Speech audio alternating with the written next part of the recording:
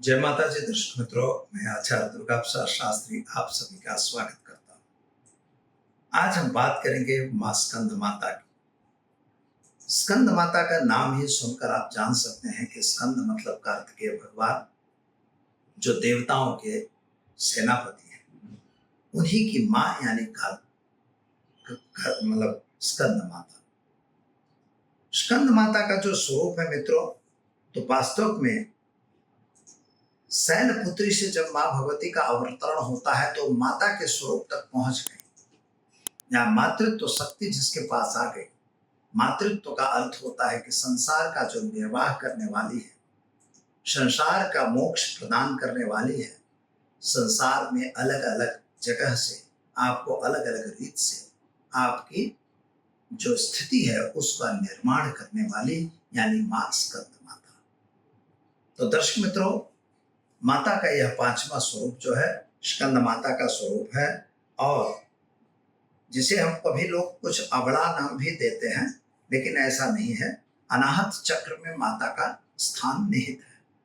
अनाहत चक्र का मतलब होता है हृदय। हृदय के पास माँ भगवती का जो स्थान है वह निहित, जो हमारे ऋषि मुनियों ने किया है। चलिए पहले हम माँ भगवती को वंदन करते हैं, इसके बाद हम शुरू करेंगे कि क्या है स्कंद माता का महिमा, किस तरह से आप करेंगे पूजा और क्या पूजा करने से आपको होगा प्राप्त। तो दर्शक मित्रों, यहाँ पर हम स्कंद माता की स्तुति करते हैं। या देवी सर्वभूतेषु माँ स्कंद माता रूपेण संस्थिता, नमस्तस्यै नमस्तस्यै नमस्तस्यै नमो नमः। माता स्कंद माता के चरणों में वंदन कर शुरू करते हैं हम आज का माँ भगवती का स्वरूप।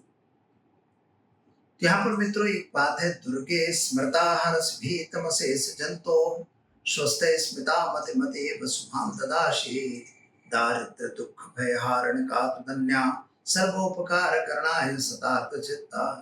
माँ भगवती जो है वह आपके सभी दुखों को दूर करने वाली है और आपके सारे कार्यों को संपन्न करने वाली है।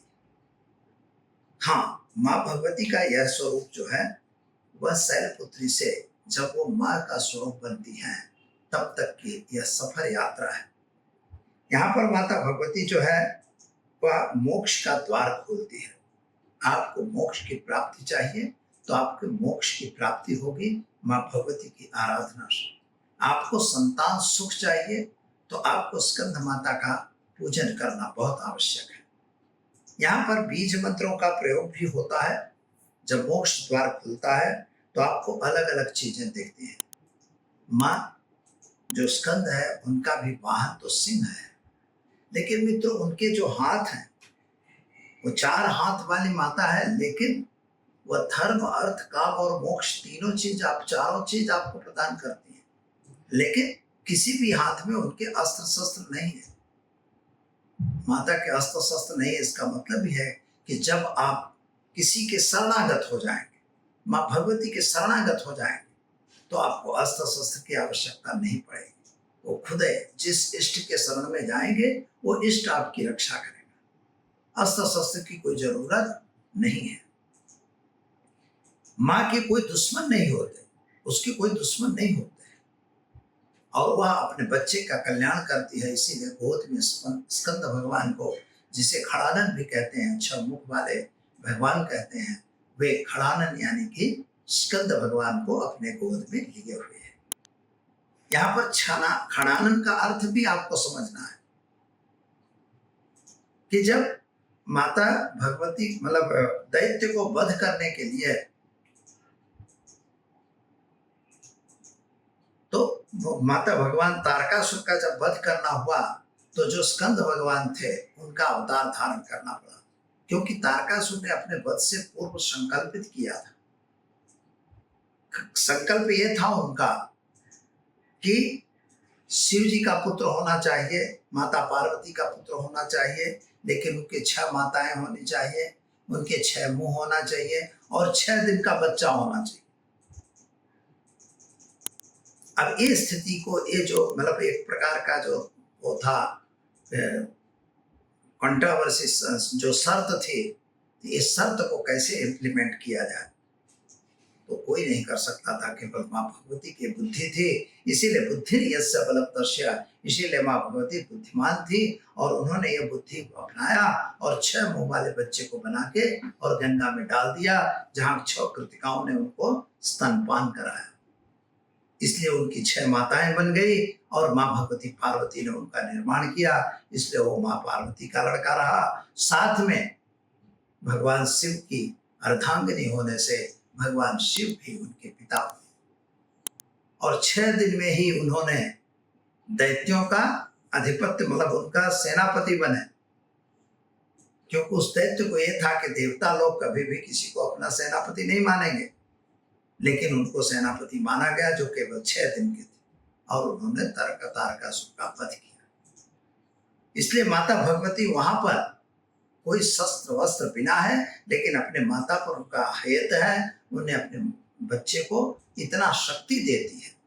अगर आप माँ भगवती की आराधना करते हैं तो माँ इतना शक्ति आपको प्रदान करेगी कि आप 6 दिन की उम्र में भी अगर कार्तिकेय भगवान सेनापति बनते हैं और दैत्यों का वध करते हैं तो आप में भी वो शक्ति आ सकती है कि आपके जो 6 असुर हैं, लोभ मोह काम मद मत्सर, इस सभी का वध जरूर होगा। और आप जब ये सब मर जाएंगे, जब आप में को क्रोध नहीं होगा, लोभ नहीं होगा, मोह नहीं होगा, मद अभिमान नहीं होगा, अहंकार नहीं होगा, किसी की ईर्ष्या नहीं होगा, द्वेष नहीं होगा, तो क्या होगा? तो आपका मोक्ष होगा। इसीलिए माँ भगवती जो स्कंद माता हैं, उन्हें मोक्ष की माता भी कहा जाता है। इसीलिए या देवी सर्वभूतेषु माँ स्कंद रूपेण संस्थिता, नमस्तस्यै नमस्तस्यै नमस्तस्यै नमो नमः। माता के चरणों में हम इसीलिए वंदन करते हैं कि हमारे अंदर के सारे विकार माँ भगवती हटा दें। माता की पूजा तो जैसे हमने बताया है, एक बाजट लेना है, बाजट पे आपको 9 कूरी लगानी है। 9 कूरी आपको जो लगानी है वो केवल आपको गेहूं की लगानी है और 9 मुट्ठी अन्न रख के 9 सुपारी, 9 पान, 9 मिठाई, इस तरह से आपको भोग। लेकिन मिठाई जो बनेगी वो गुड़ की बनी हुई मिठाई होगी, माता को बहुत प्रिय है। नारियल की भी मिठाई, जिसको टोपरा पाक वगैरह बोलते हैं, वह भी आप बना सकते हैं, लेकिन गुड़ वाली मिठाई, सेव, जो गुड़ और चने की सेव बनती हो, वह जरूरी है माँ भगवती के लिए।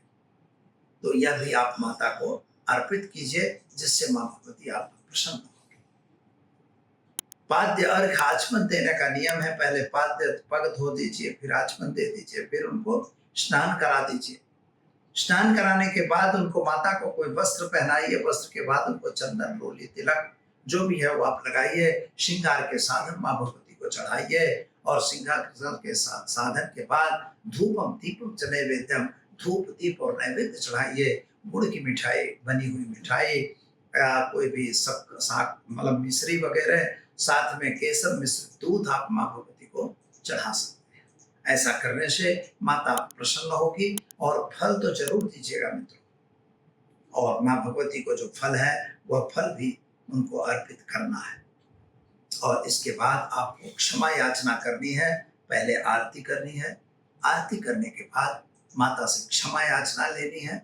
क्षमा याचना के बाद आपको मंत्र जाप करना है। मंत्र होगा ओम ऐं ह्रीं क्लीं माँ स्कंद माताय नमः। ओम ऐं ह्रीं क्लीं माँ स्कंद माताय नमः। जिसको संतान प्राप्त नहीं हो रही है तो वो लोग भी ये कर सकते हैं कि सर्वाबाधा विनिर्मुक्तो धन धान्य सुतान्वितो मनुष्यो मत प्रसादेन भविष्यति न संशयः। माँ भगवती की आराधना इस तरह से भी आप कर सकते हैं। या श्री स्वयं स्मृतिनाम भवनेश्वर लक्ष्मी पापात्मनाम कृतज्ञाम हृदयेश बुद्धि श्रद्धा सता कुलजनम प्रभस्य लज्जा ताम ताम नतास परिपालय देव विश्व। इस तरह से माँ भगवती की आराधना करके और आप 9 दिन की आराधना पूरी कीजिए और देखिए आपके घर में भगवान संतान की प्राप्ति अवश्य कराएंगे। तो सुख और शांति की भी प्राप्ति होगी और मोक्ष की प्राप्ति भी आपको अवश्य होगी। तो दर्शक मित्रों, समय हुआ इजाजत लेने का। मिलेंगे कल नए विषय के साथ। नमस्कार।